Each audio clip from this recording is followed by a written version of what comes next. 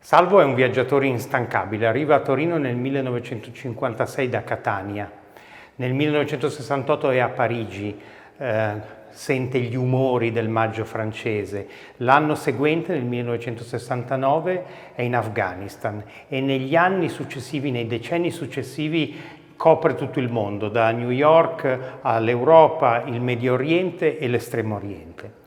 Nel 1984 fa un viaggio in Jugoslavia, in Grecia e in Turchia. In Jugoslavia nota i mishram, le tombe musulmane che diventano un soggetto della sua pittura. E al ritorno dal viaggio in Turchia incomincia la serie delle ottomanie. Ottomanie è proprio un conio di Salvo, è un neologismo di Salvo. I minareti che ha osservato in Turchia sono però nella sua pittura depurati, sono ridotti all'essenziale, toglie tutto ciò che di accidentale c'è nell'architettura, in un processo che è un po' quello di Piero della Francesca negli affreschi della Vera Croce di San Francesco ad Arezzo, in cui le figure umane erano ricondotte a figure geometriche. Qui è l'architettura che è ricondotta a figure geometriche euclidee, essenziali e di base. Questo perché la realtà, l'opera di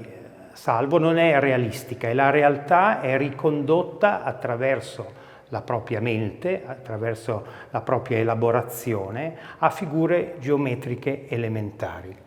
È una pittura quindi pensata e come tutte le pitture pensate hanno bisogno di un soggetto ed è il soggetto Salvo. Il soggetto Salvo è onnipresente in ogni quadro, è ciò che non viene mai a mancare, pur nella ripetizione e nella continua modificazione degli accordi cromatici, della forma e dei toni del colore.